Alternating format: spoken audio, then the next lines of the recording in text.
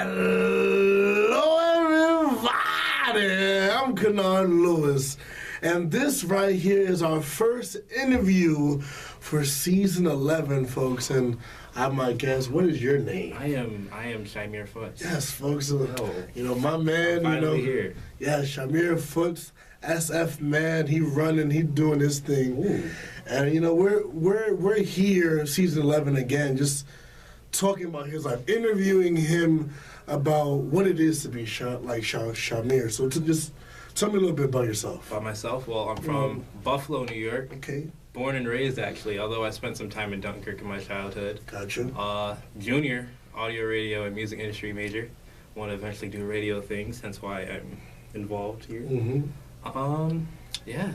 What do you want to know? Well, you know, personally, you know, you talk about, you know, audio, radio, you know, wanting to do radio, and we'll get into that. But you know, if you were to name top three things that really define who you are, like what really made Shamir, you know, just lay that out for us. Three things.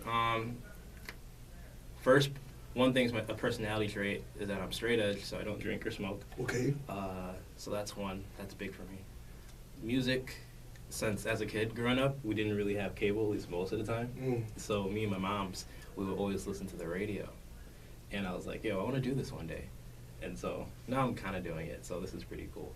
And another thing I could say, I guess it's my family, my mom, sister, brothers.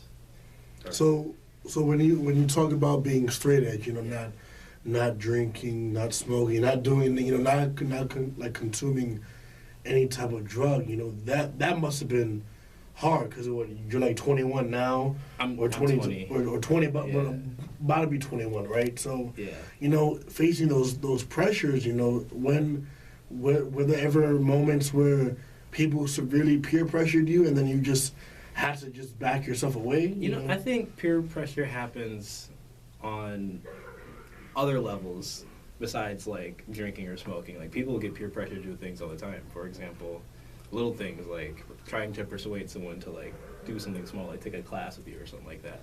So at least with me, peer pressure wasn't a thing that I kind of avoided, I would say, or like something that I didn't really delve into because I know my morals and I stick to them. So yeah. Well, that's good that you kept your straight, because you know many people that I know who've smoked and drank and, you know, consumed, you know, other drugs have done it because you know, they wanted to look cool. Yeah, you know? So I'm just grateful that, you know, or just, you know, honored that you actually, you know, took the willpower, because you know that's pretty big for 20 years, or you know, kind of when you are like 11 or 10, that's when it kind of starts getting into your life, especially coming from Buffalo or the hood, you know, Dunkirk at times. Yeah, I feel you. You know, that must have been a hard choice. I think one thing that I'm grateful for with my family is that like I was exposed to things early. I should say, like, no kids were like drinking at the dinner table, obviously, but like we've seen like that stuff present, so it wasn't like foreign to us. Like we knew what it is, we know what it does when people drink it. So that's true. I was already aware of what it does, because you know when people are kind of sheltered from things, once when they finally like see it, they get their hands on it, they're just kind of like all over it. You know what I'm saying? But since I was exposed to like such things, it kind of helped me out with me remaining straight edge. Yeah. Yeah. That works. And you know, just talking about music, you know, you say that growing up you didn't have cable, so you know music helped you out. But in what ways actually did it really help you stay out of trouble, or did it help you keep your mind and, you know, sane? You know, what ways did it really, you know, make you? I'm heavily influenced by the things that I'm around and like the things that like I take in. So while the times where we didn't have cable, like music was all that I listened to. So it like besides music, like the radio personalities as well. So when I would listen to B.O.K., I would think that the guy that's talking was the coolest dude, because like he's playing this music for everyone to enjoy. Like how sweet would that for me to be? And that just kind of influenced me to do what that guy was doing, you know. So his talking points and his confidence is something that I wanted to like emulate to the world, you know.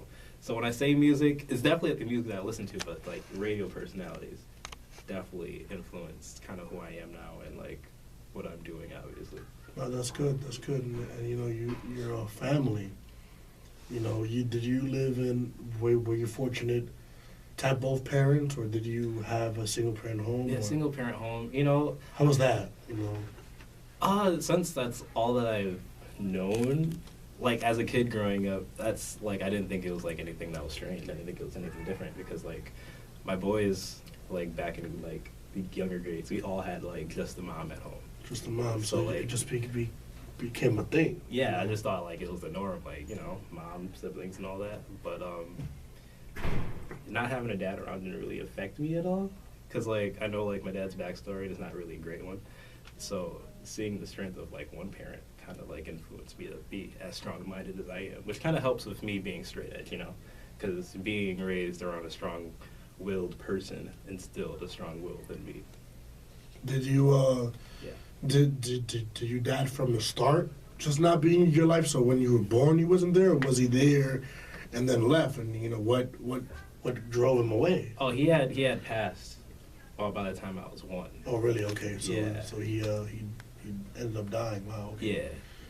Well, must have been tough to see that because you know growing up you know in my mind, you know, my dad didn't pass, but he abandoned me. So you know in my mind I kind of saw myself or like unconsciously just looking for models, just you know male role models. Word. You know, because you know you just you know moms are great. You know that strong power of one parent really adds to it, but at the same time, you know, you ask yourself, you know, my mom can only teach me so much about being a man. You know, when am I going to learn how to be a man from a man? You know, how do you know what is a man if you don't even see a man? You know. You know, I can understand that, but with my mom, I learned like I guess what it takes to be a man, as you might say, Yeah. from her. You know. Yeah, I know. You know that happened too, but you know, there's always this this persona or this mentality about how males don't feel love, and you know they don't necessarily that they're feeling deeper things inside of them, but at the same time they don't express it. You know, they just hide it or they attack tough. You know, you ever hear about the male stereotype about how males have to be, you know, tough, you know, Yeah, kind of yeah. powerful, whatever. All that's just, in my opinion, a social construct. Yeah, it is. That's something I never really like believed in growing up, but I didn't really know the terminology to put it. So yeah, I was always open with like who I am, and I didn't let like any like male social construct or stereotype defend like or define what I do or how I do it. You know, so.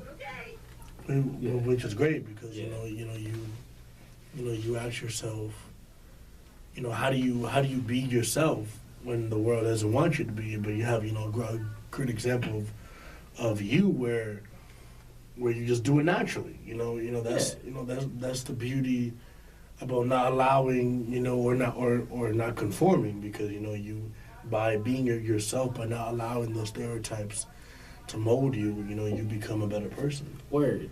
Because, there's only one Shamir Foots, there's only one Kanard Lewis. That's true. There's only one Destiny that's holding the camera right now. So we have to just make our own selves, be known. That's and true. not, be a part of, a crowd. It's true. And talking about radio, you say you want to do that, but what's driving you to even do radio? What's your why? Why not be in TV? Why not be in Oh, me personally, I want to do it all.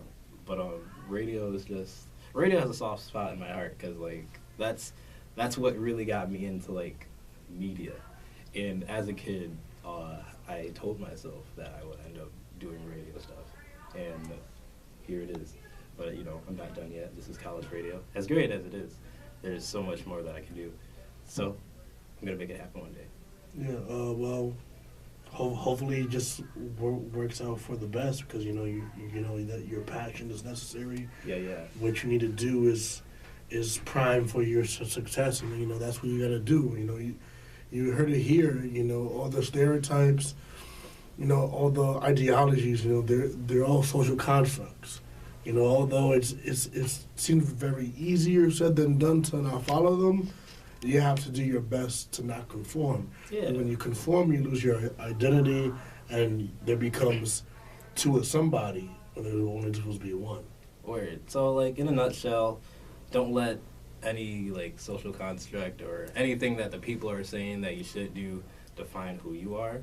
Just kind of live by your morals, and whatever you want to do, just basically do it. Yeah. Yeah. Well, thank you, Shamir, Yeah, thank you. for all the, you know, the help and everything. Yeah. And we'll see you guys. Well, I will see you for the second interview. And stay tuned. Have a good one. Thank you.